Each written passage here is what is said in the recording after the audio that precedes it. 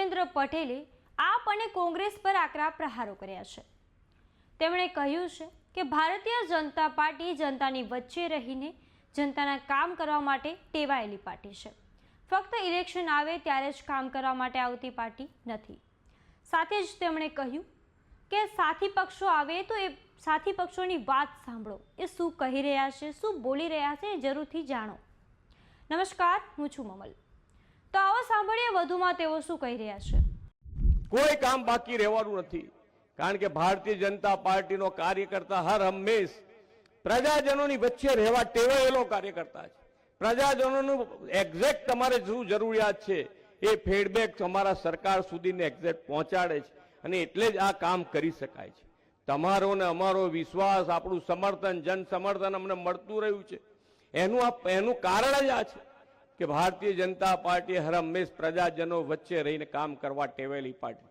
ફક્ત ઇલેક્શન દરમિયાન જ કામ માટે આવવું એવું નથી, હર હંમેશ તમારી વચમાં રહીને કામ કરવા ટેવાયેલો ભારતીય જનતા પાર્ટીનો કાર્યકર્તા છે। અને એટલે જ કહીએ છીએ કે જ્યારે ઇલેક્શન આવે ત્યારે આવતા સાથી પક્ષોને પણ તમારે જાણવા જોઈએ શું બોલ્યા, કેવી રીતે બોલ્યા, અને બોલ્યા પછી ઇલેક્શનમાં હારી ગયા પછી ક્યારે તમારી વચમાં આયા છે કે નથી આયા એ પણ જોવું જોઈએ।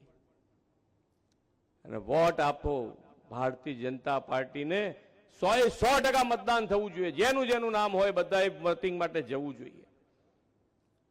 અને દરેકે દરેક ઉમેદવાર ભારતીય જનતા પાર્ટીનો તાલુકાનો ઉમેદવાર હોય, જિલ્લાનો ઉમેદવાર હોય, નગરપાલિકાના ઉમેદવાર હોય, ભારતીય જનતા પાર્ટીને બહુમત અપાઈને તમારા બધાએ 26મી તારીખે વિજય બનાવવાના છે। ગરમી છે, વોટિંગ માટે તકલીફ પડશે, પણ તમારી જેટલી અત્યારે જે ઉત્સાહ છે એનો એ ઉત્સાહ છેલ્લા 26 તારીખ સુધી રાખી અને ભારતીય જનતા પાર્ટીના દરેક ઉમેદવારને જીતાડશો। આપણે સૌ સાથે મળીને આગળ વધીએ।